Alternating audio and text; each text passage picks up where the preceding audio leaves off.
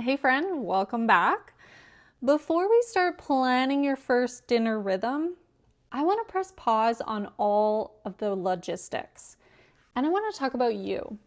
I don't want to talk about your grocery list or what your kids will eat, just you and how much energy you've got left in the tank on any given night.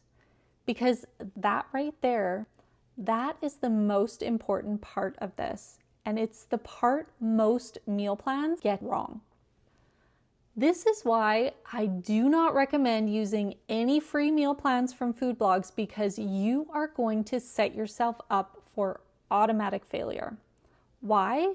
Because all of those meal plans you see might look good and might have some great recipes in them, but they're missing the most important part, which you can only answer.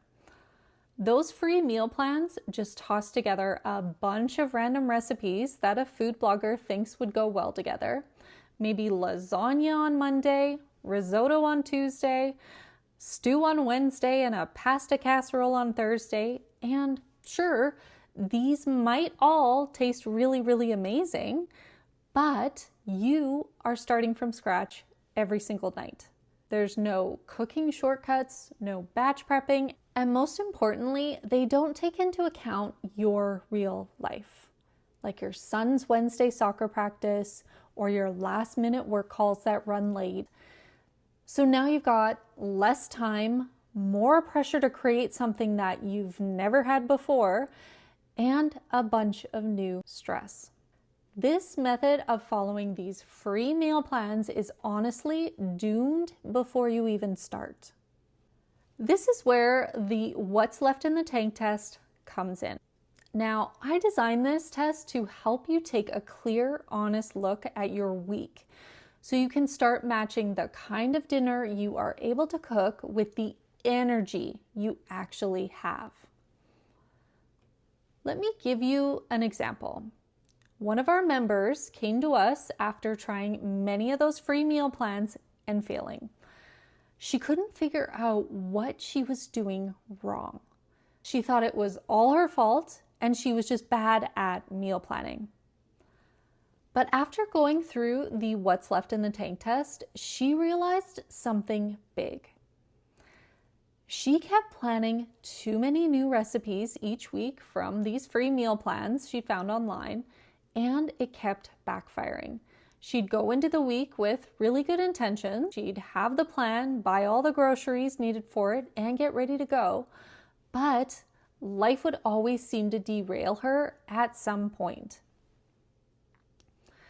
And on those days, she'd either push through in a panic to make it happen, which left her feeling totally stressed and pressured, or she'd skip that recipe day entirely, tossing out all the ingredients she'd bought for that recipe at the end of the week as they'd become moldy and didn't get used. This was a total waste of money. But when we looked at her actual energy during the week, it was really obvious that some days were just too full. She had after-school activities and some random late work nights, and her weeks felt busy. By midweek, she was running on fumes. So every single week, her dinner plans were either skipped or ended in stress and burnout. But once she did the what's left in the tank test and mapped out her energy levels, she could see it all on paper. Mondays, she had energy to make something new because it was the beginning of the week. Tuesdays, she had her son's soccer practice, so not a lot of time to cook. And Thursday was her lowest energy capacity day. Her solution was not more motivation or a fresh new meal plan full of brand new recipes. No, her solution was a rhythm that matched her schedule. So we swapped her Tuesday meals for something easy, which was wraps and sandwiches. We left a room on Mondays for trying a new recipe. And by Thursday, we implemented grace meals, which are quick and easy ideas that don't require a lot of work. I will share more about those in an upcoming lesson. So now there was no more rushing home, no more trying to cook something new on a night that just didn't have room for it. The wraps could be eaten on the field at soccer practice, and on the nights she had zero energy, she had a variety of emergency dinner ideas in her back pocket. Dinner still happened, but without a regimented plan. Her guilt was gone and her sanity was saved. Same life, but completely different outcome.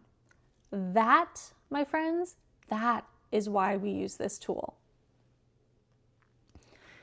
Now, here in Dinner Rescue Club, we follow this motto. Dinner does not need to be impressive, it just needs to be done. Because dinner shouldn't be a daily emergency. And if it feels chaotic every night, I want you to hear this loud and clear. You are not broken.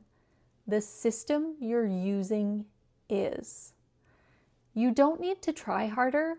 You need a better rhythm. You need to stop starting from scratch every single day.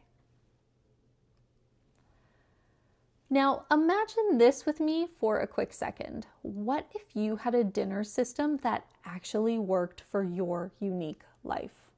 Your busy evenings, your random Thursday energy crash, your picky eater, your love of pasta, your total disinterest in cooking anything that takes more than 20 minutes. What if it all counted? And what if we stopped holding ourselves to Instagram standards or comparing ourselves to Sally down the street who bakes sourdough from scratch? What if instead you built something that worked in your real world? That's what we're doing here. We're not just filling in a chart, we're giving you your time back. Okay, now we're going to walk through your What's Left in the Tank worksheet together. You'll see a space to look at each day of your week. We're not filling in meals yet, we're simply identifying your energy patterns in this worksheet. This part is about collecting real information, not guessing, not aiming for ideal, just noticing what's already true. Now, I recommend you go one day at a time, starting with Monday. What's actually happening on this day? Do you feel fresh and ready to go, or are you still catching up from the weekend? How much energy do you typically have when dinner time rolls around? Score it from 1 to 10, 10 being easy and 1 being hard. Then write a short note on why. What makes this day easier or harder? Now go on to Tuesday. Are there any after-school activities? Do you have any appointments or late work calls? Are you often in the car or eating dinner on the go? Rate your energy again and jot down any patterns. Okay, now Wednesday. It's midweek and that can often bring an energy crash to many people. Does this apply to you? And what about Thursday? Does this day feel long and draining? Or do you find a second wind before the weekend? Rate it and make a note. And then what about Friday through Sunday? These days can really vary from person to person. Is Friday a takeout night for your family? Or is it a fun food night like homemade pizza or tacos? Do you like to cook more elaborate meals on weekends because you have more time? Or do you want to avoid cooking altogether? Do you feel like you have space on Sundays for a little bit of meal prep? Go ahead and score each day based on your typical dinner energy and jot down a few notes. This isn't about getting the numbers right. It's about becoming more aware of your natural rhythms so we can start designing around them. From this exercise, you may start to notice where you have low energy points, where there is room for more involved dinners, which nights feel completely maxed out, and which ones don't. Once you've mapped that all out, you will be able to see your capacity across the weeks at a glance. And that's going to make the next step a lot easier. So here's a quick example of what this can look like.